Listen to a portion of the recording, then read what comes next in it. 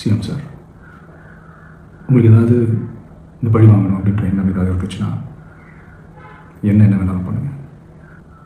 நான் ஒன்று வீட்டில் இருப்பேன், இல்லைனா ஆஃபீஸில் இருப்பேன். என்ன வேணாலும் செய்யுங்க. விஜயண்ணா, உங்கள் வேலூர் பரப்புரை பார்த்து அதில் எதுவும் இல்லைன்ற ஆதங்கத்தில் ஒரு வீடியோ ஒன்று போட்டேன். உங்களுடைய ரசிகர்கள், ஆமாம் அவங்க ரசிகர்கள் மட்டும்தான், ஏன்னா இன்னும் அரசியல் வயப்படலையே, அவங்க எல்லா சோஷியல் மீடியா சைட்லேயும் என்னை கடிச்சு வச்சிட்ருக்காங்க.